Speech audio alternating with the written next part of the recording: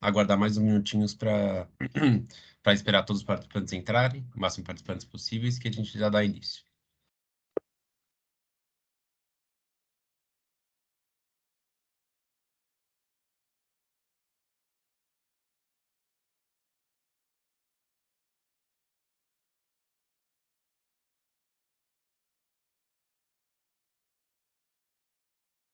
Bom dia a todos. Bom dia. Bom dia. Bom dia. Bom Bom dia, dia. Marcelo.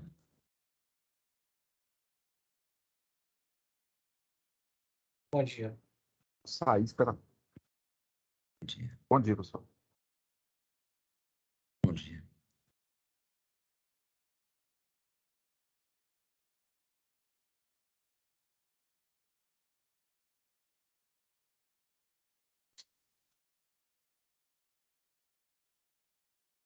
Pessoal, estamos aqui com um quórum de cerca de 100 pessoas, tá? A gente já vai dar início aqui à reunião, também dar início à gravação, tá bom? Essa gravação vai ser disponibilizada aos participantes aqui posteriormente no portal desenvolvedor. Aqui me apresentando, pessoal, eu sou do secretariado do Open Insurance, tá bom? A gente está aqui nesse workshop principalmente com a equipe da Radian, aqui o Christian e o Eric, tá? A ideia aqui é a gente fazer... Está desativando o mudo? A gente fazer um workshop para orientar como que o participante ele pode operar o motor de conformidade da fase 2, tá bom? Sendo os testes estruturais e os funcionais, tá bom? Nós temos aqui a data regulatória de início de dezembro para os testes estruturais do primeiro bloco de APIs, que é consentimento, recursos, cadastrais e patrimonial, tá bom? Acho que esse workshop vai ser bem importante e aí para a gente entender como que funciona o motor de conformidade, vocês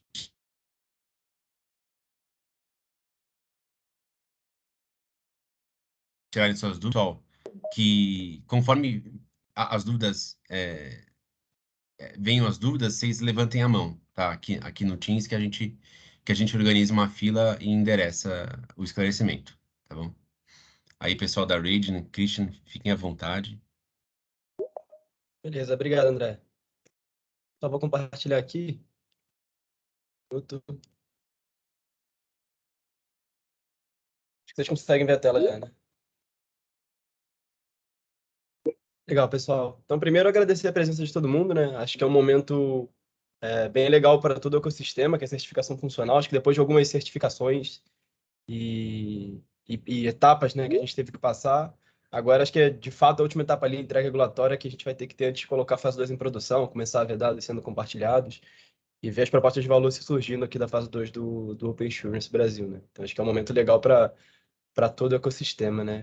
Queria me apresentar também, como o André falou, sou o Christian, trabalho na Radian, e aí a nossa ideia vai ser, hoje aqui, passar um pouquinho sobre os testes funcionais e estruturais, então a gente vai mostrar o motor, a gente vai fazer uma demo aqui com vocês, que checou aqui, tá dando tudo certo, né? Se os deuses da demo lhe permitirem, a gente faz a demo com vocês aqui, qualquer coisa a gente tem um backup também. Mas a ideia vai ser isso, a gente passar um pouco ali sobre o passo a passo, tudo isso que a gente comentar hoje já está documentado no GitLab e no portal do desenvolvedor, então se alguém perdeu algum detalhe aqui, quiser, fica à vontade para olhar lá também, se quiser levantar a mão aqui, a gente esclarece a dúvida na hora. E também, caso alguma dúvida permaneça, ou durante a execução dos testes, o que é normal, né, algumas dúvidas começarem a aparecer, a gente tem o Service Desk ali da CISAID e também tem o GitLab, que a gente usa como fórum, né, de tirar as dúvidas também. A gente vai falar isso tudo aqui, né? Mas caso alguma dúvida surja ali durante a execução dos testes, a gente tem essas duas ferramentas também para auxiliar vocês na execução, né? Antes de começar, acho que o Bruno já está com a mão levantada. Se você quiser comentar, Bruno, depois eu entro aqui na apresentação. Perdão, cara, eu acho que eu ia dar um palmas e acabou levantando a mão. Ah, tá. Legal, legal. Sem problema. Mas eu recebo as palmas ali. Mas obrigado, cara. Beleza, pessoal. E aí, durante a apresentação aqui, né, só o pessoal levantando a mão, a gente vai parando, vai tirando dúvidas para ter certeza que não vai ficar nenhuma dúvida e que tudo vai ser esclarecido, né?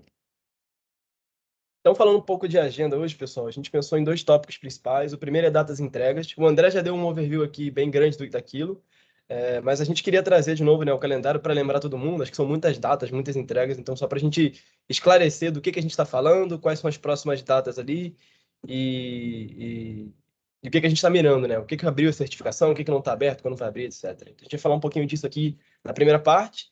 E depois a gente vai falar um pouquinho sobre o envio da certificação em si, que acho que é o foco aqui da apresentação, né? E aí, durante esse período, a gente vai passar um pouco sobre as diferenças do que é certificação estrutural, do que é certificação funcional, como que ela funciona. O processo das duas é um pouco diferente também, a funcional é um pouquinho mais complicado do que a estrutural. Mas a gente vai passar por tudo isso, fazendo uma demo com vocês, esclarecer e tirar dúvidas, né? Então, falando aqui de datas e entregas, como o André falou, né, a gente está com o motor pronto para os blocos 1 e 2. Né? Então, a gente está falando aqui de dados cadastrais, consentimento, recursos, patrimonial, todas as diferentes branches ali, né, de patrimonial. E cada um desses blocos, acho que todo mundo já provavelmente sabe, tem diferentes datas ali. Né?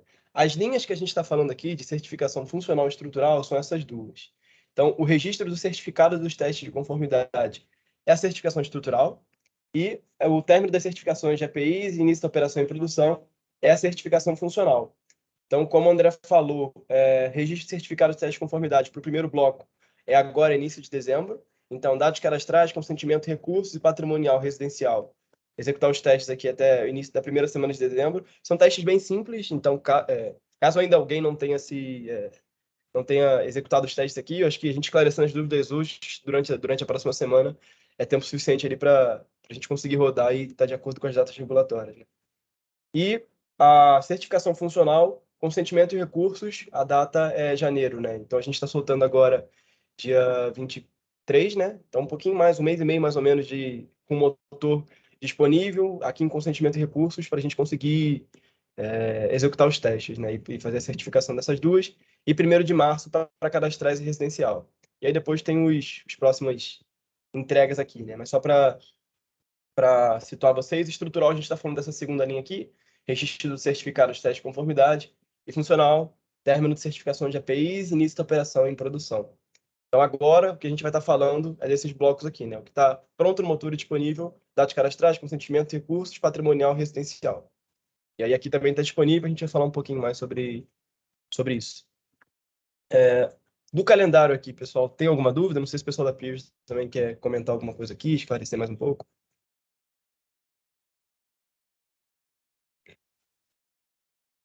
Tá claro, Christian. Do nosso lado tá perfeito. Tá bom? Beleza, pessoal. Vou passar aqui, então, para a parte da certificação em si. Então, o processo de certificação, respondendo a pergunta que eu vi, o motor funcional ele já está liberado. A gente vai falar um pouquinho disso aqui, mas ele já está disponível. A gente já está com ele rodando. Ele já está disponível desde 15 de outubro, né? Só que a gente estava em testes beta com 4 instituições. Aproveitar para agradecer aqui a BTG, o Bradesco, a Zurich e a Caixa, que foram instituições voluntárias que ajudaram a gente a testar o motor e validar ali as nossas... validar que estava tudo certo, né? Então, a gente estava em período de beta com eles, testando o motor, corrigindo bugs, etc. E aí, desde segunda-feira, esse motor já está funcional, né? A gente considerando, já tem pelo menos 5 instituições passando em cada um dos testes. Então, a gente considera um ambiente estável para a gente começar e abrir certificação, né? Então, de maneira geral, o motor já está aberto, o motor funcional. Mas legal, pessoal. Então, falando sobre a certificação, como a gente comentou, a certificação estrutural e funcional, ela tem, são dois processos bem diferentes, né? Bem diferentes não, mas são diferentes. A certificação estrutural, ela é basicamente uma validação do Swagger. Então, o que a gente vai fazer a gente vai pedir um endpoint na configuração, a gente vai passar por isso tudo aqui já, né? Mas só explicando rapidamente. A gente vai pedir um endpoint, um endpoint ali, uma URL na página de configuração, a gente vai fazer uma chamada, ou seja, a gente faz um GET, independente se é consent, que deveria ser post, por exemplo. Então, a gente faz um GET nesse endpoint, pega uma resposta, valida essa resposta de acordo com o Swagger. Tão simples quanto isso. E aí tem um detalhe a mais aqui, que é o cadastro ou não, já falo um pouquinho sobre isso, mas teste estrutural é mais uma ferramenta de ajuda ao desenvolvimento, né? Para a gente certificar que, primeiro, a nossa camada de dados está toda de acordo, e aí depois a gente coloca a camada de segurança, FAP, token, consentimento, etc, né? Então, o jeito é entender o que seria legal a gente quebrar em essas duas certificações diferentes. E aí a certificação estrutural ela serve para isso, basicamente. É mais um auxílio ao desenvolvedor para a gente garantir que toda a camada de dados está de acordo, e aí depois a gente parte para a certificação funcional. E a certificação funcional, ela inclui basicamente a certificação estrutural também. Então, quando vocês rodarem os testes funcionais, vocês vão ver que a gente está validando todos os campos também, a gente está vendo se o contrato, se a resposta está de acordo com o Swagger, está de acordo com o contrato da API. E, além disso, tem toda a camada de segurança FAP, né? Então, MTLS, a gente tem também a gente tem consentimento, troca de token, consents, aí vê se o status do consentimento está de acordo, testa vários cenários funcionais, então a gente deleta o consentimento, vê se não pode mais buscar os dados, a gente coloca 2 clientes e vê se o consentimento de um não serve para outro, e vários cenários ali que a gente foi moldando aqui, né? Para ter certeza e ajudar vocês também no desenvolvimento de um cenário estável, de um ambiente estável e seguro, né? Tudo em sandbox aqui. Mas falando sobre a certificação estrutural, como a gente falou, né? Ela é um pouco mais simples, é basicamente a validação do Swagger. A gente precisa de 2 passos, ela é mais simples, né? A gente precisa de 2 passos só para estar certificado estruturalmente, que é essa entrega agora para o primeiro bloco de APIs do dia 2 de dezembro, que é cadastrar o well-known no diretório Sandbox. Então, a gente precisa ir lá no servidor de autorização, cadastra o well-known, e aí a gente executa os módulos de teste no motor de conformidade web. Então, o motor de conformidade ele tem a possibilidade de ser rodado local, a gente tem também alguns guides para isso, se alguém quiser, né, e achar que faz mais sentido. Só que para a gente conseguir esse log, esse motor tem que estar rodando online, porque a gente pega essa extração a partir do nosso banco de dados, né? Então, tudo que estiver sendo rodado local, a gente não tem acesso. Por isso que para os testes de estruturais, é só executar, é basicamente passar no teste no motor de conformidade web, né? Eu vou mostrar aqui como é que se faz isso. E aí vocês vão ver que também que do próprio teste a gente tem essa validação, a gente checa se o não está cadastrado lá no diretório Sandbox. E aí, só dando um pouquinho mais de contexto para vocês, a gente faz esse check porque a gente acaba usando o não como o crachá, digamos assim, do teste. Então, para a gente saber quem está executando o teste, já que às vezes o login não é tão certo, às vezes tem instituições que terceirizam a parte de testagem. Então, a gente, pelo login, não tem como saber qual a instituição que está testando. Então, a gente pega o não e a gente usa isso como crachá do motor estrutural, né? Então, basicamente, a gente vê esse well-known já executou todos os testes que deveria. A gente vê no sandbox, no diretório Sandbox que esse well-known é da instituição X, por exemplo. Então, essa instituição já executou os testes, né? Então, do processo alto nível, eu vou passar agora, vou entrar aqui no motor com vocês e a gente vai discutindo de novo, né? Se alguém tiver alguma dúvida, pode ir levantando a mão aí, a gente já vai sanando, né? Então, como eu falei, essa aqui é a cara do motor de conformidade, que todo mundo já teve um contato. Se não com esse da Raiden, já teve com o da OpenID, né, para certificação FAP, que é bem parecido. A gente tenta trabalhar assim nessa linha, porque sabe que tem bastante sinergia e quanto menos fricção para o usuário é melhor, né? É uma coisa que o pessoal já conhece. Continuar aqui, pessoal. Então, o motor, a gente sabe que tem bastante, menos fricção, né? O pessoal já conhece a interface, já conhece os campos, já conhece o que tem que ser colocado. Então, um motor bem parecido justamente por isso. Aqui o login com o OpenShift no Brasil, ele faz SSO com o diretório Sandbox.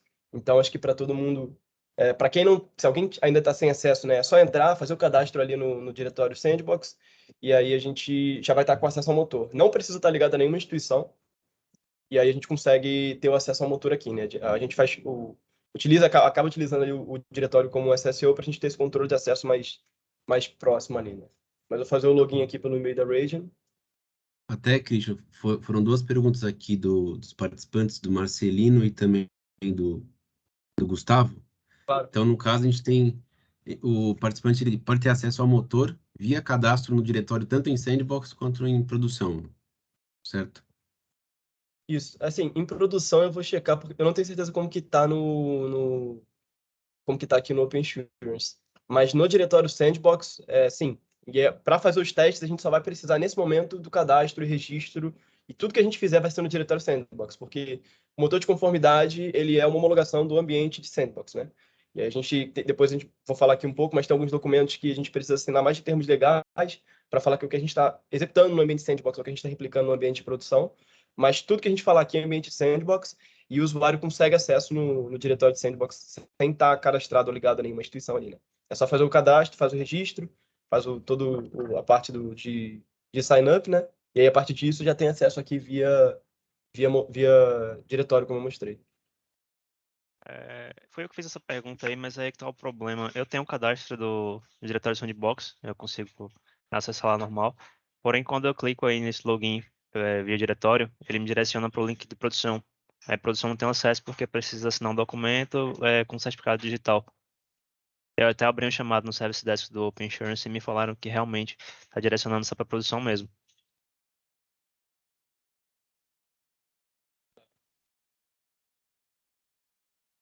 Tá bom.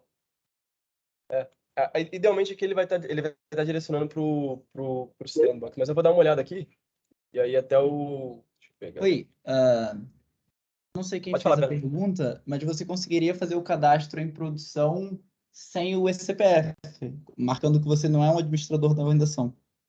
Não sei se você chegou a experimentar isso. Não vi, eu só vi que tinha que assinar o mesmo documento e passando na fase de assinar o documento ele pede um certificado digital. Ah, sim. Então, se você, na hora de cadastrar a sua conta no diretório de produção, você desmarcar que você é um administrador, você tirar essa opção, aí no DocuSign, né, na parte do termo, você não precisa de preencher o CPF. Entendi. Você, Tá, isso aí. você, no caso, não seria. Se você, no caso, não for um administrador da organização, né? Se você for, você precisa do CPF. Uhum, Mas se você for, seria o PTC, aí você consegue acesso. entendi. Obrigado. Legal. E tá aberto aqui, né, Bernardo? Aproveitando para tirar dúvida com você, tá aberto então o diretório em produção para cadastro também, né, do pessoal. Isso, o motor de conformidade no Open Insurance, você precisa de uma conta no ambiente de produção, e aí você cria a conta, você não precisa estar, de fato, ligado a uma instituição, né? Mas você cria a conta e aí você consegue acesso ao motor. Tá bom, legal. Legal, pessoal. Então, acho que provavelmente isso responde as dúvidas aqui, né? Essas que eu tinha ficado de sanar. Então, independente se é diretório Sandbox ou diretório de produção, a gente consegue fazer o cadastro lá, tá aberto para o pessoal. E aí, essa questão que o Bernardo falou, que a gente só precisa do CPF se for administrador da organização. Então, para quem é PTC, que eu acho que vai ser a maioria do pessoal que estiver testando, a gente vai conseguir... vai ser possível fazer o teste, fazer o login no motor e executar todos os testes, né? Conforme. E aí, para quem for administrador, vai ter que ter o CPF, como a gente comentou. Dessa parte de login, tem mais alguma dúvida, pessoal, pra gente esclarecer? O Bruno ele trouxe uma pergunta. É informado que precisamos testar o estrutural no sandbox diretório. Como ficou esse entendimento? Isso. A questão do registro no diretório Sandbox, então só para deixar claro, né, não ter dúvida. O login é feito, então, pelo diretório em produção, como a gente apontou ali, e o registro do ou não, ele tem que ser no diretório Sandbox. Isso continua sendo no diretório Sandbox. Eu vou mostrar aqui o teste para vocês, e a gente faz uma call lá no Data Participants, que é um endpoint do diretório Sandbox.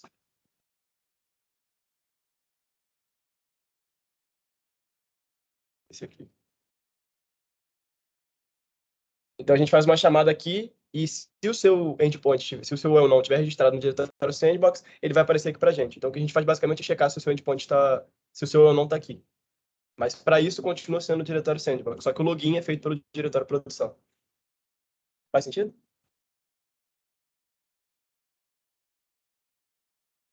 Fez sentido.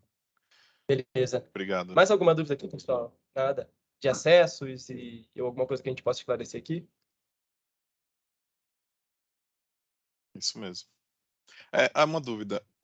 A gente fez o teste e tal. Existe um lugar que a gente pode confirmar que foi reconhecido o nosso teste, que passou com sucesso? Não só o que passou com sucesso, mas que esse certificado está valendo, tá ok? Por que eu estou fazendo essa pergunta? Tem um endereço no Opin Brasil que não está listando todas as nossas APIs certificadas. E a gente está na dúvida se aquilo é preenchido manualmente ou se ele lê de algum lugar aquela informação. Em Brasil... eu não tenho certeza onde que você está falando, mas para os testes estruturais, a gente vai... a gente faz... Para os testes estruturais é só de fato executar. E aí eu não sei como é que é Pierce, mas eu imagino que o pessoal vai fazer nessa próxima semana, né? Deve fazer algum toque, alguma coisa com o pessoal para saber quem está executando ou não está. Mas para os testes estruturais é de fato só executar. Para o funcional, Então, aí você vai fazer os logs, a gente vai passar por isso tudo aqui. Você vai pegar os logs, vai fazer um pedido no Service Desk, e aí a gente vai olhar os seus logs, e aí a gente vai colocar dentro do GitHub, mas vai dar uma resposta ali também pelo ticket. Tá. Não, beleza. Eu até coloquei o link aí depois, caso vocês tenham curiosidade. É desse link aí que eu tô falando, que ele mostra todos os certificados de conformidade de todas as sociedades participantes. Tá bom. Legal. Valeu. Vou dar uma olhada aqui, mas a princípio, assim, acho que não vai entrar, pelo menos por agora, não deve entrar ali, né? Uhum.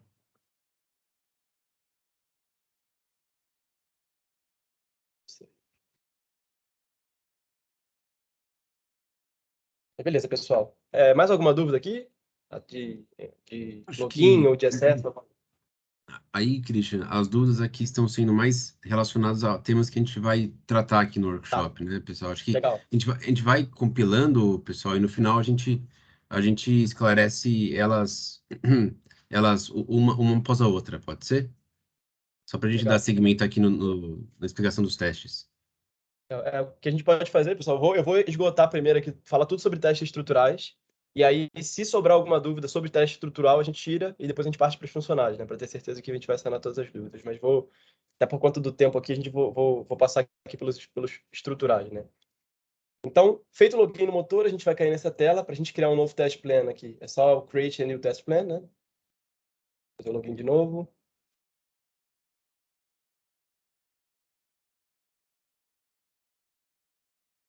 Então provavelmente a tela que vai aparecer para vocês, se alguém entrar pela primeira vez, é essa aqui, né?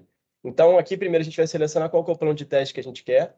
Aqui em cima a gente tem um teste de DCR, a gente já vai falar um pouquinho sobre o que é isso. Todos os testes de fase 1, acho que vocês provavelmente já conhecem. E aí descendo aqui embaixo tem essa parte de Open Insurance Brasil, Functional Test for Phase 2, né? Então todos os testes de fase 2 estão aqui, é para onde a gente tem que olhar nesse momento. Os testes estruturais, eles estão todos dentro de um mesmo plano de testes, que é esse aqui, ó, Open Insurance Brasil Structural Test for Phase 2 Version 1. Então, eles estão... Todos os módulos que têm que ser executados, de todos os blocos, de todas as APIs, inclusive já estão disponíveis, né? Pelo menos todas que têm o Swagger aberto lá no portal do desenvolvedor, eles estão aqui. Então, a gente seleciona esse aqui, ele vai pedir algumas informações para a gente, que são o alias, aqui nesse teste. O alias, na verdade, ele é utilizado para montar o callback. Ele vai ser importante lá nos testes funcionais, aqui para os estruturais nem tanto. Description, só uma descrição básica. Publish, se quer ser publicado ou não. Então, a gente consegue acesso mesmo se não for publicado, mas idealmente passando, né? É legal que se publique o teste para a gente conseguir ter acesso, se quiser compartilhar com outros participantes, mas se alguém quiser executar, né, pode colocar que não e pode fazer isso depois da execução do teste. E as duas informações que importam para a gente aqui é a Discover URL e o Resource URL aqui. Discover URL é basicamente o well-known. Então, o que a gente comentou, a gente vai usar esse campo aqui que você passar para a gente bater lá no diretório Sandbox e ver se está registrado, né? Então, a gente sabe qual é a organização que está testando e aquele teste que passou de qual organização que seria. Então, essa aqui é o primeiro campo que a gente pede. E o segundo, que é o Resource URL, basicamente é qualquer URL de recursos. Pode ser de consentimento, de recursos. A gente só quer ela para conseguir montar o regex ali das chamadas e fazer o get nelas, né? Então, deixa eu colocar aqui configuração deles. Então, a gente pode preencher tanto por preencher nos campos, quanto por JSON, para quem quiser. E uma vez que você coloca isso aqui, elas já ficam salvas, né? Então, facilita ali para a gente executar os demais testes. Então, como eu comentei aqui, coloquei o alias de Radeon, descrição é Radeon Structural Test Workshop, não quero publicar. O meu ou não é esse aqui, está registrado lá, e a minha resource URL é essa daqui, né? E a partir daqui, eu vou construir todas as chamadas de endpoint, né? Então, até para vocês entenderem, o que importa para a gente é daqui para trás, né? Do Open Insurance para trás. Daqui para frente, a gente vai montar via regex. Então, a gente vai fazer a chamada como se fosse a URL base, né? Então, a gente chama openinsurance/consents/v1/, resources/v1/, patrimonial, insurance patrimonial/v1/. A gente faz essa chamada com get, e aí pega esse campo e valida, né? Mas uma vez preenchido aqui os campos, a gente cria o plano de testes, e aqui, como a gente comentou, vão estar todos os módulos aqui, né? De testes. Cada participante só precisa executar os módulos dos produtos que tem, né? Então, acho que isso é algo importante para esclarecer, não é que todo mundo precisa executar tudo, se você não tem um produto, você não vai ser cobrado por isso, né? Por executar os testes. E aí, o nome delas, acho que fica claro aqui, né? Aqui é consentimentos, recursos, customer personal, customer business, patrimonial. Então, o bloco que a gente está falando aqui, que precisa até 2 de dezembro, ele vai ser essa aqui. Aí, Thiago, eu tô vendo sua mão levantada, vou só terminar aqui a explicação e aí a gente abre para dúvidas aqui. Então, aqui, consentimentos, recursos, customer personal e business e patrimonial. Ou seja, são essas 5 primeiras aqui que a gente está falando. E aqui, patrimonial, só quem tem residencial, né? Que vai ser esse primeiro bloco. E a gente está falando dessas 5 aqui que tem que ser executadas no motor até o dia 2 de dezembro para quem tem os produtos. Né? Então, uma vez que eu entrei aqui no plano de testes, aqui do lado tem os botões, né, que é ver a configuração, editar a configuração se eu quiser. Então, se eu quiser mudar alguma coisa, se eu quiser fazer o download dos logs, aqui, essas 3 aqui é mais para os testes funcionais. Aqui para os estruturados não tem tanto efeito. Então, eu vou passar por eles. Né? Então, vi aqui, entrei no módulo de testes, preenchi a configuração da maneira como eu queria. E aí aqui tem os testes estruturais que eu quero executar. Para executar, é só apertar o Run Test. E aí ele já vai rodar aqui automaticamente o teste. Aqui no caso passou, ou seja, teve todas as validações. Só para mostrar para vocês de novo, né, a estrutura do teste. O teste, quando vocês forem revisar os logs, a gente sempre coloca essas diferentes... Primeiro que o sumário é algo interessante de se citar, né? A gente tenta deixar o sumário mais passo a passo e mais explicativo possível para todo mundo entender o que está sendo feito, né? Então, o que a gente faz aqui a gente vai chamar o endpoint dash, espera 200 e validar a resposta. E aí depois a gente vai chamar o dash barra consent ID, e aí a gente vai pegar aqui, no caso, a primeira consent ID que foi enviada na API base, e aí fazer a chamada e validar a resposta. Então a gente vai chamar todos os endpoints ali, sempre que tiver, né? Então, por exemplo, as APIs de dados, como patrimonial, tem 4 endpoints, a gente chama os 4 endpoints. E aí certifica de que a chamada em todos eles está de acordo como deveria, né? E aí, quando for fazer aqui o review dos testes, a gente sempre divide a execução dos testes dentro dessas sessões, né? Então fica mais fácil saber o que eu estou falando. Então, primeiro, validar o well-known URI. Então, como a gente falou, né?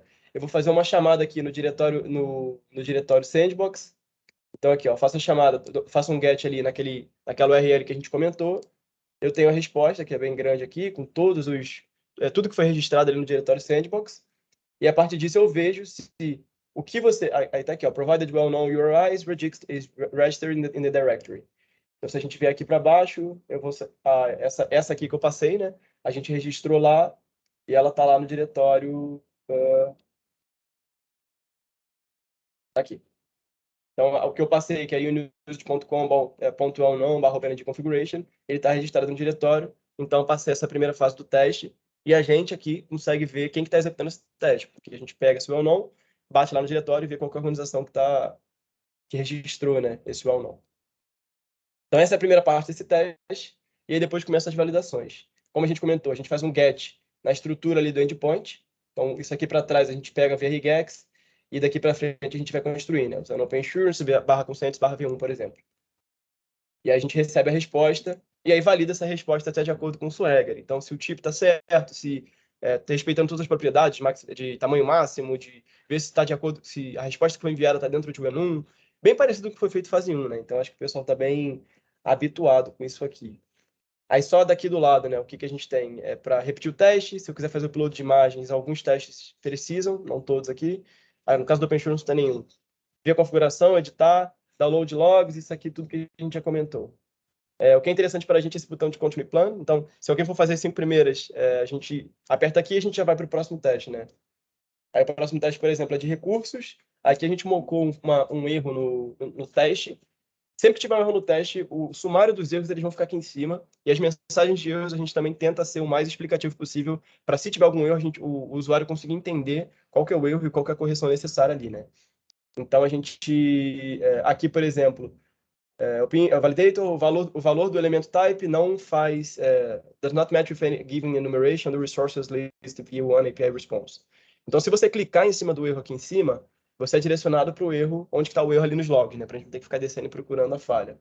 Você clica em More aqui, você vai ver que, por exemplo, o valor que a gente está enviando é Damages and People Responsibility, e aqui é Damages and People Responsibility. Então, aqui tem um I, aqui a gente enviou com um A, que era o ENU antigo, né? Isso aqui, inclusive, foi alterado via hotfix. Mas, então, aqui eu sei que eu sou o erro, então o que eu tenho que mudar na minha implementação é alterar esse valor aqui para um dos que está no ENU, que é o esperado ali, né? E como eu comentei, né? Aqui da parte do estrutural, a gente executa esse teste, passou no teste, para a gente está ok. Então a gente consegue fazer essa extração do motor, ver quem está executando com quem está passando, então quem está executando com sucesso. A gente pega o well-known que foi registrado na configuração, bate no diretório sandbox, vê qual é a organização, aí a gente sabe que a organização A, B e C já executaram os testes passando, e eles têm esses produtos, ou os produtos que tem alguns produtos que eles têm que eles não fizeram, e etc. Então, pro teste estrutural, que é essa primeira parte, é basicamente isso. E agora eu queria voltar para as dúvidas, né? Ver se o pessoal... acho que tem um pessoal aqui com mão levantada. Isso. O Rodrigo ele perguntou se precisamos enviar registro/log do teste estrutural para o regulador. Se sim, como? Não, pro estrutural, não. Pro funcional, sim. A gente já vai falar disso. Pro estrutural, que é o que a gente está falando aqui, não precisa. É só executar o teste, a gente já tem o log. Como a gente falou, né? Isso aqui foi mais pensado como uma ferramenta de desenvolvimento. Então, a gente consegue fazer a extração dos logs e saber quem fez e quem não fez pelo motor. Então, a gente tentou tirar essa carga dos participantes para não ser mais uma tarefa ali, né? Para estar executando, enviar e etc. Que a gente sabe que nunca é legal. Então, dos testes estruturais, de novo, né? Os funcionais precisam, eu vou falar disso já. Dos estruturais, não precisa.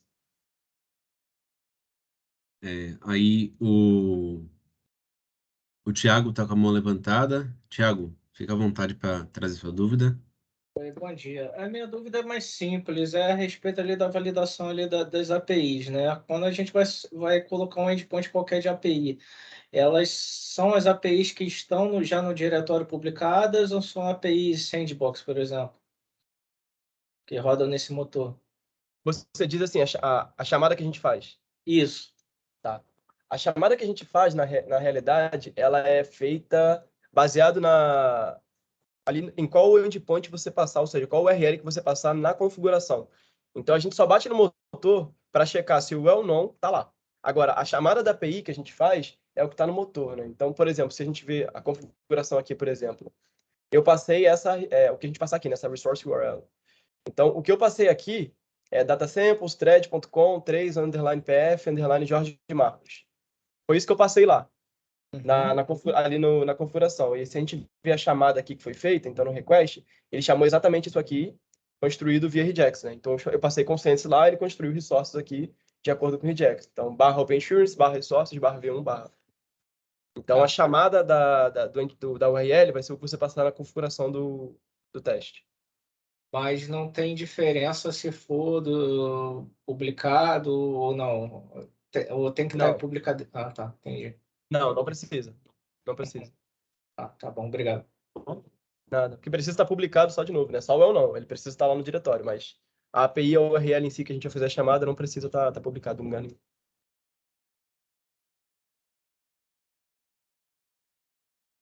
Tem mais uma pessoa com a mão levantada aqui. Isso. O Osnir Teixeira. Bom dia, pessoal. Dúvida que se os testes estruturais ele tem que ser executados antes do funcional, eles têm alguma dependência um do outro para ser executado? Idealmente, assim, o estrutural ele foi pensado, como a gente falou, né, para ser uma ferramenta de ajuda para o desenvolvimento. Então, ele é um teste onde a gente faz a validação do Swagger e, de certa maneira, o funcional já abarca ele. Então, tudo que for feito no estrutural vai ser feito no funcional também, só que com a camada de segurança, troca de consentimento, troca de token, etc. Então, idealmente ele vai ser feito... Idealmente não, ele vai ser feito antes. Mas é uma entrega relatória diferente. Apesar de, por exemplo, o estrutural estar dentro do funcional, ele é uma entrega regulatória diferente. Então, a gente faz o estrutural, a gente roda ali, então não tem nenhuma chamada, não tem MTLS, não tem certificado, não tem consentimento, não tem token. É uma chamada GET, a gente espera uma resposta, valida a resposta de acordo com o Swagger. E aí o funcional, ele é já ele tem toda a parte de consentimento, troca de token, MTLS, etc. Entendi. É que a gente foi fazer o teste e o nosso well-known parece que não estava batendo com o do diretório, né? A gente cadastrou mesmo, aí na hora de colocar aí no teste funcional, ele falava que não estava cadastrado lá, né, no diretório, o well-known que a gente fez. Aí eu deduzi que tinha que fazer primeiro esse estrutural. Não tem relação, assim, os testes eles não têm link um com o outro. Se você colocou, provavelmente é um erro diferente. Se você quiser, depois, se você abrir um ticket no Service Desk ou no GitLab, eu posso te ajudar ali a ver um pouco os logs e entender o que está acontecendo. Combinado. Valeu. Nada. Obrigado, Ednei. Aí a última dúvida, e a gente já parte para os testes funcionais, Christian. Lucas Bonfá, pode ficar à vontade para trazer sua dúvida. Opa, pessoal, bom dia. Ô, Christian, no começo da call você comentou que desde segunda-feira o motor estava valendo já para os testes estruturais. E a gente reparou agora que esse teste que você executou como exemplo pegou a última versão do Swagger, né? E na semana passada a gente rodou aqui no projeto uns testes para customer. E aí a gente observou que passou no nosso caso, mas aí eu só queria confirmar se na semana passada já estava validando em cima da última versão do Swagger, com esses changelogs aí de novembro, ou só a partir de segunda-feira agora, e se é o caso a gente reexecutar os nossos testes. Não teve, o motor estrutural ele não teve nenhuma mudança desde 15 de outubro. Então, a gente soltou, o estrutural já está aberto desde 15 de outubro, né? A gente, acho que teve um comunicado para o mercado, a gente não fez workshop, mas ele está aberto desde 15 de outubro e desde lá... Ah, não, aí teve o hotfix, que se não me engano foi no mês de novembro. Mas, em resumo, semana passada já estava com a versão que está agora, não teve nenhuma alteração, não. Beleza. Obrigado. Nada. Aí, pessoal, por conta do tempo, acho que a gente tem 20 minutos, eu quero respeitar a agenda de todo mundo e ter certeza que a gente vai passar. Eu vou parar um pouquinho agora as dúvidas, se tiver, a gente tira no final. Eu consigo ficar depois das 10h30 aqui, né? Então, se alguém quiser ficar para tirar dúvida e conversar, a gente pode. Mas eu vou pular para os funcionários agora, eu vou passar por tudo, só para ter certeza que a gente vai abarcar tudo, que não vai ficar nada faltando.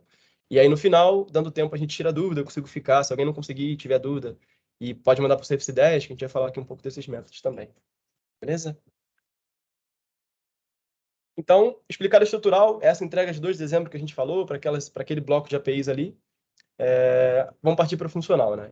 Então, os testes funcionais, como a gente comentou, o teste estrutural ele está dentro do funcional. Então, tudo que a gente testa no estrutural, a gente vai testar dentro do funcional. A validação do Swagger, ver se os campos estão de acordo, se o contrato está de acordo ali, etc., né? Então, é a validação dos cenários. E aí, além disso, a gente faz a validação dos cenários funcionais e toda a camada FAP ali, né? A gente não testa a camada FAP, porque isso já está sendo testado ali, então toda a parte DCR, etc., está sendo testado no motor do OpenID. O que a gente faz aqui é um teste funcional das APIs. E o que é um teste funcional, né? A gente, por exemplo, você só pode me dar o dado se eu tiver um consentimento. Se eu deletar o consentimento, eu não posso receber o dado. Se eu não tiver as permissões, eu não posso receber aquele dado. Então, é basicamente, de fato, essa camada de regras de negócio mais, né? Essa camada funcional que a gente está checando. Como a gente falou, o processo é um pouquinho mais complicado, não muito, mas é um pouquinho diferente. Então, a gente executa os testes do motor de conformidade. Depois, tem uma documentação regulatória, que é aquilo que a gente comentou antes. Então, toda a validação que a gente está fazendo é no ambiente de sandbox, de vocês, né, das instituições. Então, basicamente, o que esse documento fala é o que a gente está colocando ali no ambiente de sandbox, é o que vai ser replicado no ambiente de produção. E aí, a gente tem mais algumas cláusulas lá, né, mas são questões jurídicas que precisam ser assinadas, e a gente pede que seja enviado tanto essa documentação regulatória quanto o log do teste. Isso é enviado via Service Desk, a gente pega isso, olha os logs, vê se está tudo certo, vê se a documentação está correta ali, se as assinaturas estão de acordo, se o preenchimento foi correto dos documentos, e a partir disso, a gente faz o registro desse certificado, tanto no GitHub quanto ali no diretório, né? E aí vai ficar disponível para quem tá certificado e quem não está. Aí eu vou passar pelos testes agora, como eu comentei, né? Eu vou deixar as dúvidas só para o final, mais por conta do tempo. Faltam 17 minutos aqui. Eu vou passar pelos testes. A gente vai fazer a mesma coisa que a gente fez com os estruturais, vou fazer uma demo aqui. E aí depois a gente passa um pouco ali de como que faz, etc. Então, o motor, né? Como a gente falou, tem um plano de teste único para todos os testes estruturais. Então, quando eu crio um novo plano de teste aqui,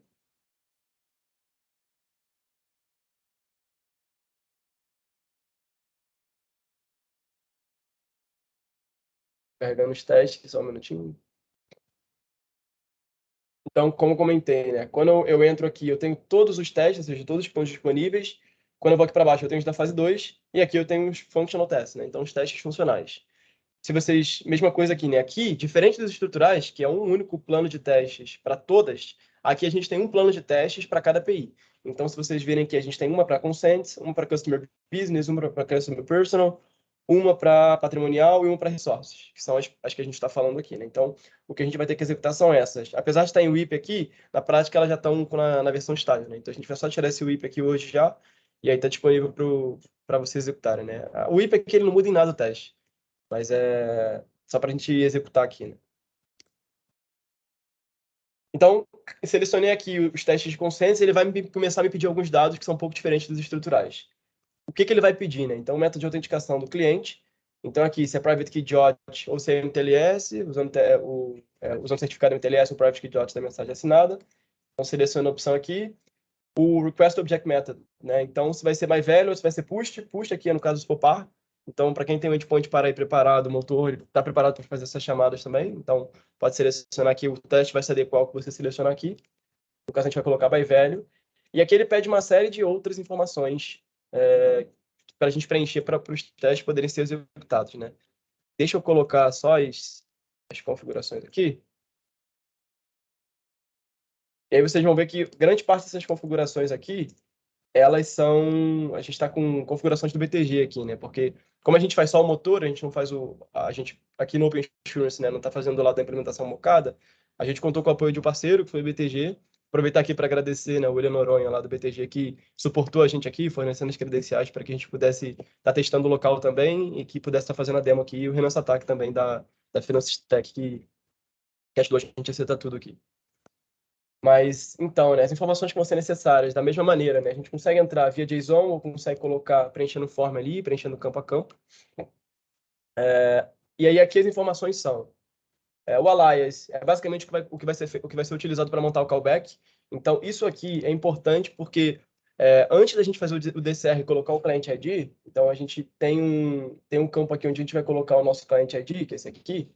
A gente precisa ter registrado lá o nosso callback, né? Então, a instrução de vocês vai redirecionar para um callback e ela só vai redirecionar para os callbacks registrados, né? Conforme o padrão FAP. Então, a gente precisa que esse callback aqui, ou seja, seria alguma coisa, /BTG Seguros, nesse caso, /callback, que isso esteja registrado lá no diretório. Então, isso estando registrado lá no diretório, a gente consegue fazer essa validação aqui, né? A gente vai redirecionar para esse alias. É basicamente isso. Description, a mesma coisa, só uma descrição. Publish, se vai ser publicado ou não, aqui de novo, né? Pode deixar que não, e aí no final do teste, se executado com sucesso, a gente pode publicar para enviar a certificação, a gente vai falar um pouquinho disso já. Discovery URL é o well-known de novo. Client ID é o Client ID obtido via DCR. E aí aqui tem um ponto só para comentar, né, que é legal. A gente tem, se vocês subirem aqui em cima, tem um teste chamado OPIN Brasil DCR Test. Esse teste é basicamente um DCR automatizado. Então, se vocês clicarem ali, é a mesma coisa, né, MTLS, velho. Se eu criar o plano de teste, eu tenho um teste aqui, que é esse aqui, no PIN-DCR, o Vol Scopes no Registration. O que esse teste faz é só um teste de suporte. Ele vai fazer um DCR com a sua instituição e vai obter um Client ID. Então, você consegue entrar nesse teste, você executa ele, no final vai sair um Client ID, você pega e coloca no teste de consentimento. Então, é só uma maneira mais fácil ali da gente executar o DCR, né? Mas quem quiser fazer manual também, ou tiver outro método de fazer, o que a gente precisa na prática é um Client ID só. Deixa eu carregar aqui de novo.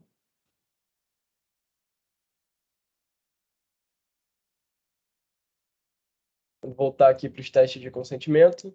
Como a gente falou, né? MTLS, aqui vai ser by value. Então, Discovery URL, Client ID, JWKS. É basicamente o BRSIL em formato de JWKS. E aqui o BRSIL também é emitido em diretório sandbox. A gente pega ela lá o formato PEN, pega a private key, transforma em RSA, utilizando a biblioteca lá da OpenSSL, e aí depois transforma em JWKS. Esse passo a passo, se alguém não souber como fazer, a gente tem isso descrito também lá na documentação, que está tanto no portal do desenvolvedor, quanto no GitLab. Então, eu vou passar aqui por ele, mais por a gente ter escrito lá e por conta do tempo. Mas isso está tudo descrito lá, e se alguém tiver alguma dúvida, é só levantar um ticket lá no Service Desk que a gente pode auxiliar sem problemas, né?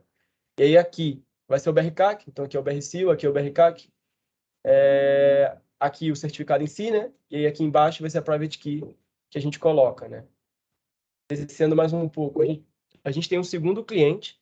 Então, alguns testes aqui de consentimentos, isso aqui é só para consentimentos. A gente utiliza dois clientes diferentes, a gente gera consentimento no nome de um e tenta consumir esse consentimento com outro cliente. Então, é por isso que a gente pede aqui dois clientes diferentes, ou seja, dois client ID diferentes, mas na prática é o mesmo processo aqui. Client ID, JWKS, que é o BRSIL, o MTLS CERT, o MTLS Key, que é a Private Key, e o certificado do BRCAC, né?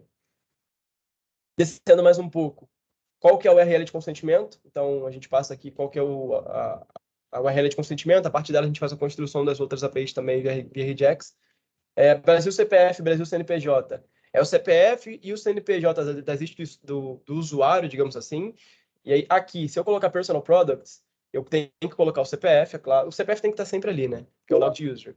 Mas se eu colocar Business Products, eu também tenho que enviar ao Brasil o CNPJ. Se eu colocar Business Products e não colocar o CNPJ, eu vou receber um erro no teste, né? Então, é só algo para ficar atento, mas quem quiser testar CNPJ também é aberto. Não tem nenhuma obrigatoriedade aqui, né? Os testes a gente garante que só tem que estar sendo executado, e aí a questão de ser CNPJ ou ser CPF, a não ser para Customer Business e Customer Personal, é a critério da instituição, né? Só para dados cadastrais de CNPJ e CPF, que é claro que tem que ser essas duas só, né? E por último, o Client ID no diretório. A gente pega lá no diretório, coloca aqui o Client ID e aí consegue executar. Aí, como eu falei, pessoal, vi que eu acho que o Eric está respondendo algumas perguntas no chat aqui. Eu vou passar. No final, se tiver dúvidas aqui quanto ao preenchimento, eu volto, só para garantir que a gente está conseguindo passar por todos os testes. Então, criei o test plan. Aí aqui vai ser a mesma coisa. Aqui, diferente dos estruturais, eu vou ter que executar todos os módulos dentro do plano de teste específico. Então, se eu tô, por exemplo, exceto para patrimonial, a gente vai falar já. Mas para consentimentos, para todos, abrir o plano de testes de consentimentos. Tem que executar todos os testes dele e fazer o pedido de certificação com todos os testes, né? Então, de novo, né? Aqui são os mesmos, é a mesma cara aqui do motor, a mesma cara do plano de testes. Aqui tem alguns botões aqui que a gente já vai falar sobre esses 3 de baixo, que são mais importantes agora para a certificação. Mas para os módulos de teste específicos, para a gente conseguir executar, de novo, é só apertar o Run Test. Esses testes aqui, os funcionais, diferente dos estruturais, eles não rodam automático. Eles precisam de interação do usuário para principalmente conceder o consentimento quando for necessário e cancelar o consentimento quando for necessário. Então, o que a gente comentou, né? Aqui no sumário, deixa eu passar para o próximo aqui. Esse primeiro teste de consentimento a gente não redireciona o usuário. Mas se vocês verem, aqui no sumário está sempre descrito, a gente tentou deixar com bastante cautela ali o que está sendo feito no teste. Então aqui vai estar escrito, por exemplo, se o teste está esperando um consentimento aceito ou um consentimento revogado. Esse tipo de coisa, né? Então, para quem está executando os testes, é importante dar uma olhada no sumário, ver qual que é o cenário esperado aqui, e a partir disso, dar o consentimento ou cancelar, né? E assim por diante. E aqui, como a gente comentou, o que a gente vai fazer aqui é testagem dos cenários funcionais, né? Então, o que a gente faz aqui chama o post consents com todas as permissões, espera 200, chama o get consents, espera 200 e valida os campos. Pronto, é o teste mais simples de consentimento. Deixa eu passar para o próximo teste, que aí ele já tem a parte de redirecionamento do usuário. Então, aqui ele começou a executar o teste. Aqui em cima, sempre que tiver essa parte de redirecionamento, ele vai aparecer esse banner aqui e ele fica fixo na tela, né? Ele está significando que o motor está pedindo para eu me credenciar na instituição de destino, né, para a transmissora e dar o consentimento ou não, né? Aqui, por exemplo, valida que o consentimento é autorizado no redirect. Então, eu dou um post consent, valido que é 201, faço o redirecionamento do usuário, que é essa etapa, dou um get consents e espero 200. E vendo se o consentimento está num estado autorizado. Vou clicar aqui, eu acho que não deu timeout ainda. Tá? Aqui é a plataforma da Finance Stack, como a gente comentou, que é, no caso, do BTG. E a gente executa isso aqui. Ele vai ser redirecionado de novo para o motor, então, se a gente notar aqui, né, por exemplo, o callback, como a gente comentou, está aqui, ó, BTG Seguros, que foi o que a gente preencheu lá na configuração do teste. E aí, a partir disso, o teste passou. Então, esse teste aqui, ele funcionou da maneira como deveria, ele está passando, então, ele está ok. E aí, como a gente comentou, existem cenários diferentes aqui, né? Então, por exemplo, o cenário que foi cancelado, que não foi. Deixa eu rodar mais esse cenário aqui só, deixa eu ver, a gente tem tempo. 7 minutos aqui, dá para passar. Então, eu executei o teste, ele vai estar correndo, ele vai pedir para eu proceder com o teste. Aqui, vocês vão ver que o cenário é declined test, né? Então, o que ele faz ele fala aqui, né? Redirects the user to reject the consent. Se eu for para a instituição e eu aceitar o consentimento, então, por exemplo, aceitei o consentimento aqui. O que vai acontecer no teste é que ele vai falhar. E aí vai estar escrito aqui, ó, the authorization was expected to fail, but the server returned a valid response from the authorization endpoint. Então, ele tinha que falhar e ele passou. Então, se isso acontecer, né, de novo, só apertar aqui em repeat test, ele vai executar de novo. Aí eu cancelo aqui o meu consentimento, ele vai me redirecionar para cá, e agora ele passou. Ele passou porque ele fez todas as validações, então o consentimento estava no estado autorizado, sempre é legal, se vocês quiserem ver como foi, né, o request e response, eles sempre ficam em azul aqui, né? Então, sempre que a gente está vendo os logs, por exemplo, a gente vê... Ele tem a chamada aqui, né? Então, chamar o token endpoint, aqui é o request, aqui é o response. Então, quando vocês forem debugar, acho que geralmente essa é a parte mais interessante ali, né? A falha ela vai aparecer, mas se vocês quiserem ver o fluxo do teste, vai sempre procurando por essas sessões e esse request e response dá para entender qual que é o fluxo ali, o que está sendo feito, né?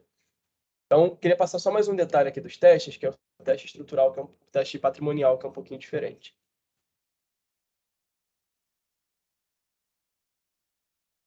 Só um minuto. Então, o teste patrimonial, ele está aqui também. Vou colocar aqui de novo, né? MTLS, by value.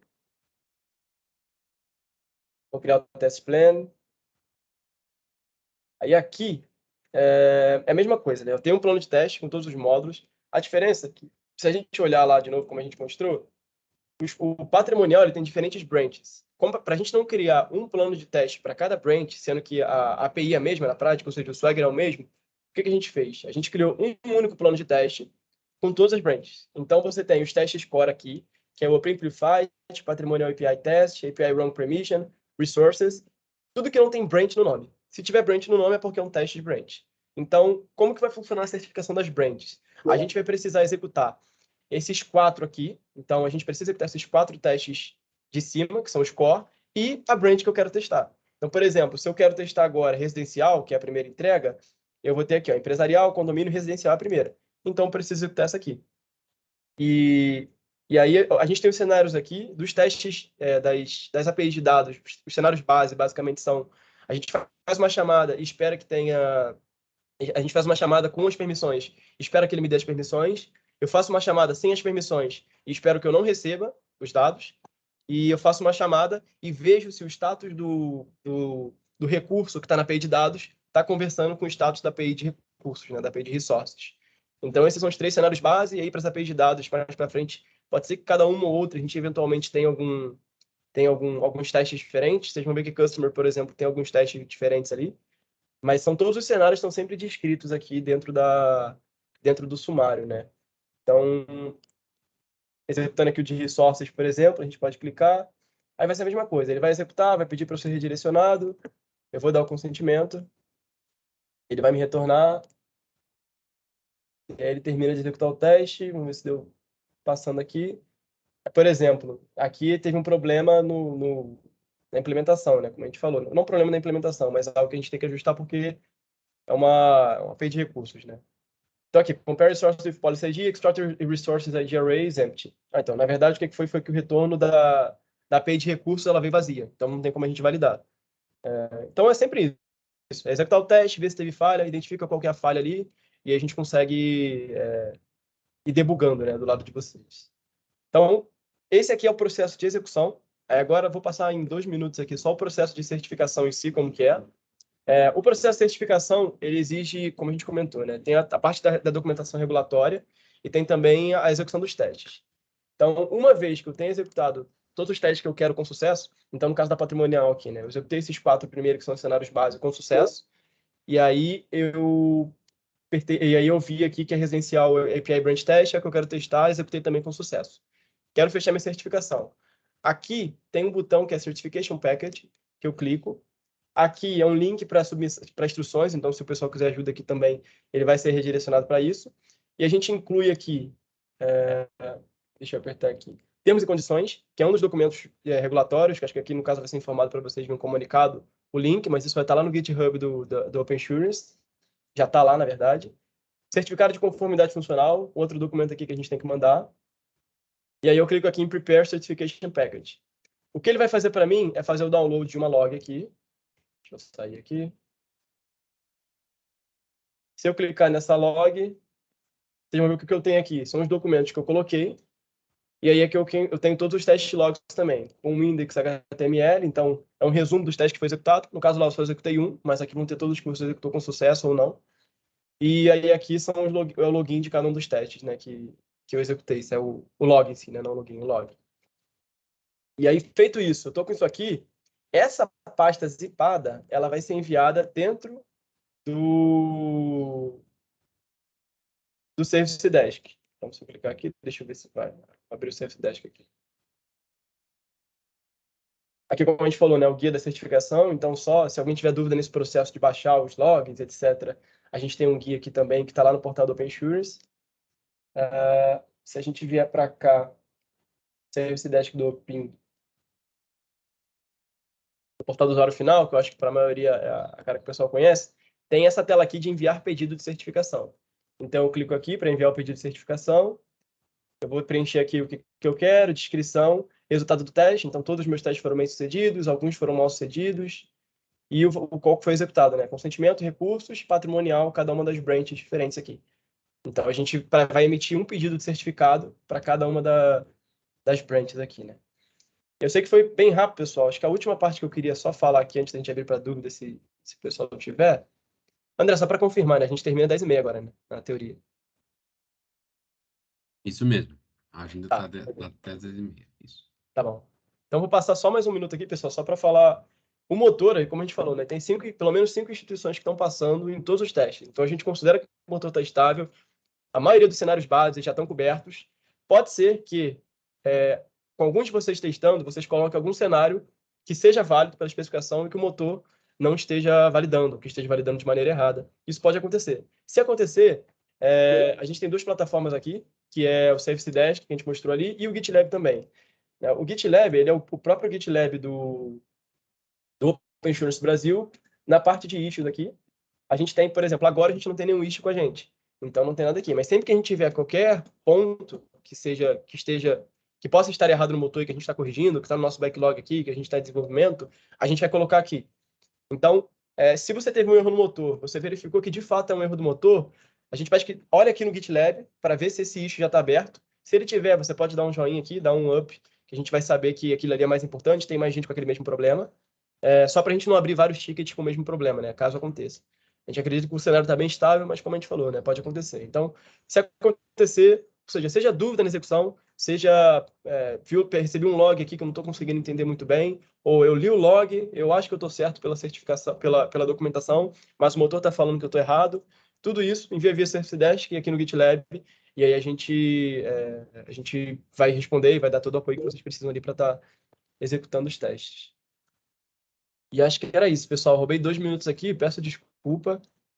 Queria respeitar a agenda de todo mundo, né? Sei que todo mundo tem um tempo corrido, mas eu fico à disposição aqui para, primeiro, agradecer também, né, a presença de todo mundo.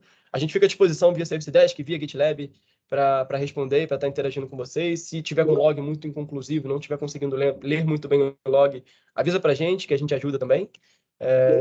E a gente fica à disposição. Eu consigo ficar aqui depois das 10h30, né? Então, se alguém quiser ficar e tiver alguma dúvida para tirar, super à vontade.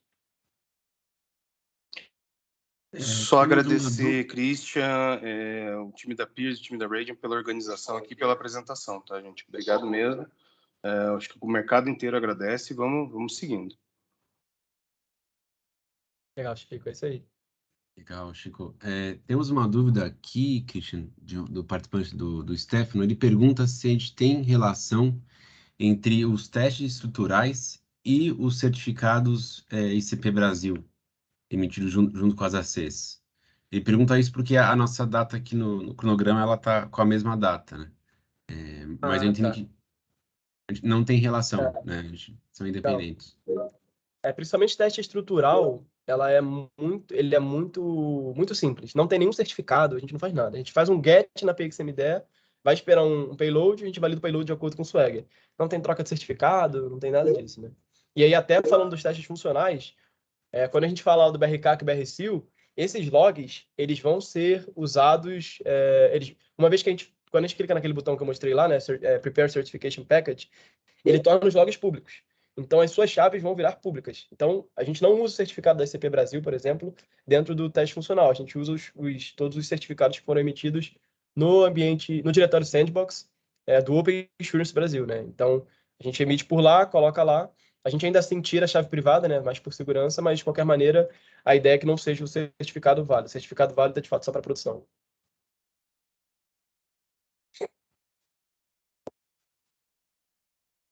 Beleza.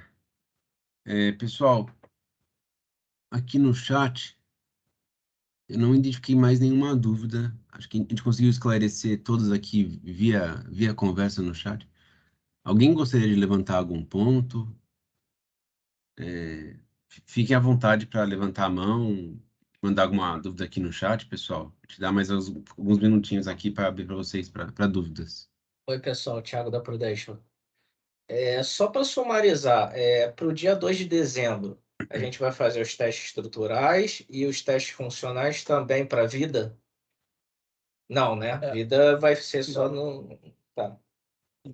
Dia 2 de dezembro são estruturais, para aquele primeiro bloco, só para os produtos que você tem. E aí os testes funcionais, a primeira entrega é dia 13 de janeiro. Esse cronograma é tudo da estrutura, né? Mas acaba que a gente tem contato aqui. Mas é dia 13 de janeiro para consentimentos e recursos. Então a gente tem um mês e meio aí para certificar, tá bom? Tá ótimo. Beleza. Não, pode falar, Cris. Não ia comentar, só que o pedido de certificação também, apesar de 13 de janeiro ser a data limite, o pedido de certificação tem que ser enviado até D-7, porque a gente tem um tempo de processamento, né? Então, sendo 13 de janeiro ali, a gente pede que seja enviado até no máximo ali dia 7 de janeiro, né? Para a gente ter esse período de processamento do certificado. E só complementando aqui, pessoal, para o dia 2 de dezembro, ainda temos a entrega dos certificados, que seria a linha que trata da ativação da camada de endpoint. Aí é uma entrega tanto para o ambiente de produção e para o ambiente de sandbox. Até uma dúvida, essa dúvida foi se não me engano, do Samuel. Tá claro, Samuel?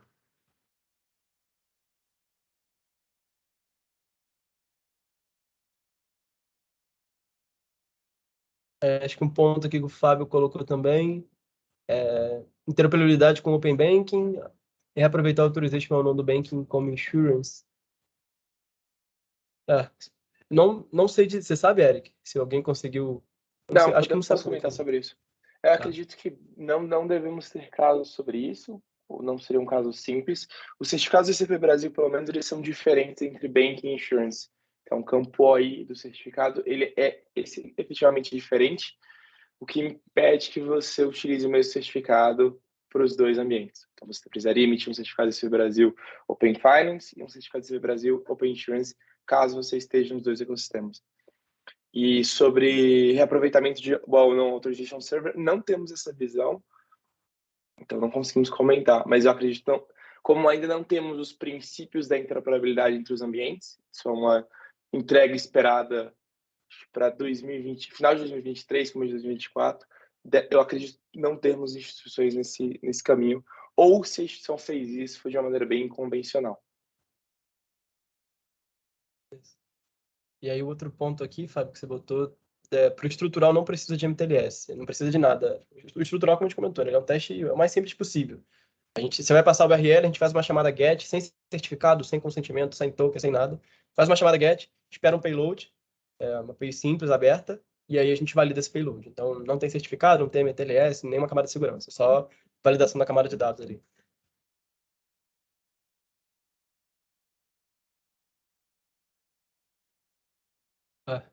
João Carlos, quer comentar? Sim, você respondeu aí que não precisa de nenhuma camada de segurança, né? Mas a gente precisa ter o servidor de autorização implementado, no caso aí, para ter o well-known, né? Para chamar essas APIs.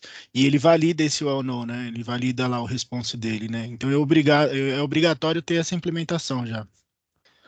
Isso, a validação do well-known para o cadastro no diretório Sandbox, quando você tem APIs de fase 2 cadastradas no diretório, ele faz alguns cheques básicos quando você vai registrar o well-known. Então, o que vai acontecer é que, se você tiver alguma API de fase 2 cadastrada, que é o caso, né, já que a gente está certificando fase 2 aqui, então acho que a gente já cadastrou isso lá naquela entrega lá de trás, a gente já cadastrou isso no diretório, ele vai fazer algumas chamadas no well-known que você colocar. Ele não pode retornar um 404, por exemplo, mas a gente não valida as claims que estão dentro do well-known. Então, a gente não vê o well-known, vê se tem tudo lá, se está falando qual que é o endpoint par, por exemplo, etc. A gente não valida isso. São validações bem simples, mas sim, a gente tem que ter um well-known válido, pelo menos um well-known válido ali, né? Tá certo, obrigado. Tá. Exato, não é a implementação inteira aqui nesse caso, é basicamente esse endpoint que aponta para o arquivo JSON. Então, Preciso ter basicamente uma URL ali que nem ele falou, não responda 404, mas ela não precisa estar completamente implementada ali o server de autorização, né? perfeito, perfeito, perfeito. Exatamente. O JSON pode retornar, enfim, pode ser um JSON mocado aqui, que não aponte para endpoints válidos. A gente não vai chegar a validar se os endpoints que você informou são válidos. Pô, tirou um camelo das costas aqui. Nem fala.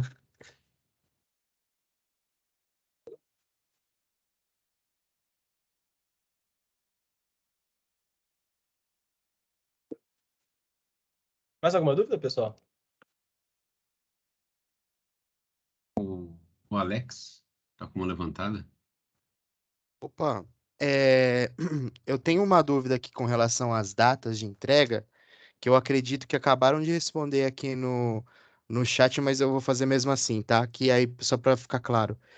Então, a gente tem a entrega das certificados do ICP Brasil, no dia 2 de dezembro, e das APIs, dados cadastrais, researches e consents, os testes estruturais, certo? Correto, Alex. Ah, perfeito. E aí, ali em janeiro, começam os testes funcionais, certo? Tem uma data do 1º de janeiro da API do patrimonial, ela também é estrutural? 1º de Acho que posso janeiro. responder. Pode falar, Christian. Vai falar, a dúvida é só para se o patrimonial tem estrutural também. Aqui, as Isso, branches. isso. Isso. Ele tem, só que como a API é a mesma, é um único teste estrutural para todas as branches de patrimonial, né? Então, se você tem 5 branches, você só vai precisar executar ele uma vez. Tá, perfeito. Mas é em janeiro, certo? Não agora em dezembro. Isso, Não, é agora em dezembro. Pode falar, que cara, desculpa. É que assim, o Christian e Alex, aqui em dezembro, em janeiro, eu tenho o segundo bloco de APIs, né? Que eles tratam outros ramos de patrimonial. Então, no caso, se a sua instituição ela só comercializa algum desses ramos que são partes desse segundo bloco, que é, por exemplo, compreensível empresarial, condomínio, risco de engenharia, você não precisa fazer o teste estrutural agora em dezembro, tá? O teste estrutural para quem tem é só para quem tem patrimonial residencial agora em dezembro. Tá, entendi. Obrigado.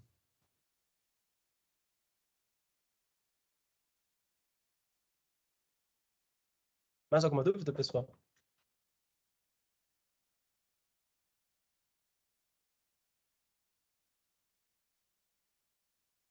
O José Rogério comentou: no testes funcionais, posso utilizar a chave privada SIGKey no campo JWQS?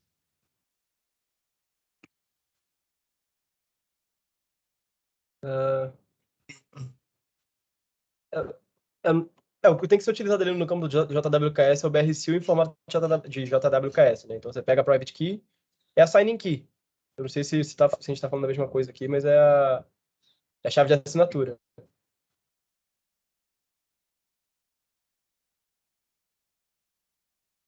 Ficou claro, Gisele?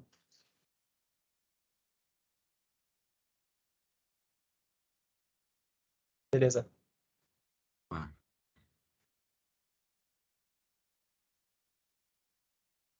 Mais alguma dúvida, pessoal?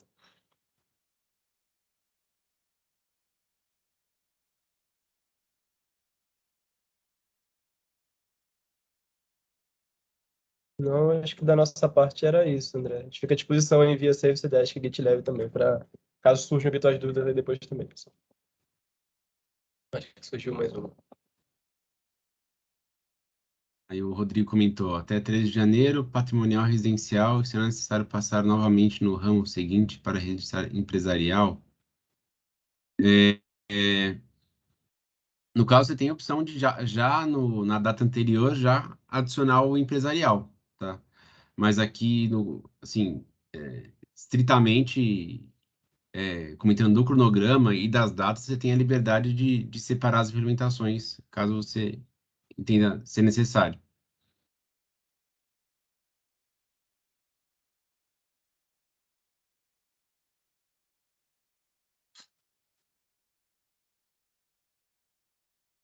É. E bom, pessoal, acho que vamos encerrando então, a gente já extrapolou aqui o horário, né? Se alguém tiver alguma dúvida, a gente fica à disposição aqui no Service Desk, tá bom? Para esclarecimento e agradecer a todos aí pela presença, tá bom? A gente vai divulgar aqui a gravação para a consulta de todos, tá bom? E também as dúvidas mais pertinentes no FAQ do Service Desk.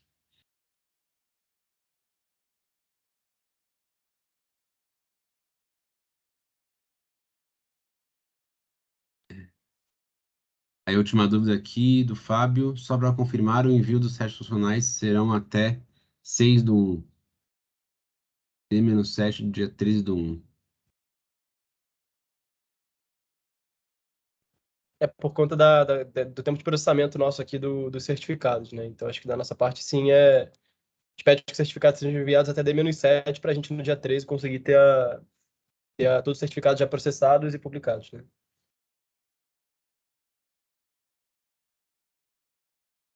Beleza, pessoal. Aí, Danilo, a gente abre para a última dúvida aqui do Danilo e a gente já encerra. Tudo bem, pessoal? Danilo, fica à vontade. Olá, bom dia, André. Bom dia, pessoal. Bom dia. Desculpa não perguntar antes, estava com problema no áudio aqui. Eu escutei aqui a resposta referente ao teste de conformidade do patrimonial aqui, né? Então, quando a gente fala o teste do patrimonial, ele está para 1º de janeiro, certo? E aí a gente vai avaliar a conformidade da estrutura da API. Então, assim, ou seja, né, o que eu entendi aqui, que para a empresa que possui o produto residencial, então sim, ele deverá fazer o teste de conformidade agora. Para quem não possui o produto residencial, enfim, outro produto da família patrimonial, o teste será realizado depois. A minha dúvida aqui é o seguinte, aqui na minha empresa a gente não tem o produto residencial. Quando que será a conformidade de outros produtos dessa família patrimonial? Por exemplo, eu tenho o produto empresarial, que ele vai entrar em produção só em abril, 1º de abril. Quando que eu faço a conformidade da API do patrimonial, dado que é uma API só para toda essa família do patrimonial? Eu fiquei com essa dúvida. Eu não sei se eu fui claro aqui, tá? Ele é em 1/1 de 2023, para o empresarial. O 1/1 de 2023 não seria aqui para o residencial? O residencial, ele é agora em 2/12 de Ah, tá bom. 2022. Entendi. E aí, entendi. Então, e aí o bloco 2 seria dia 1º de janeiro. Isso mesmo. Tá bom. Ah, tá bom. Tá claro, então. Obrigado, André. Obrigado, Danilo. Bom, pessoal, vamos encerrando aqui. Te agradece a todos os Radiant participantes. Ok? Muito obrigado, pessoal. Valeu, gente. pessoal. Obrigado. Valeu. Valeu, pessoal. Obrigado, Obrigado. pessoal.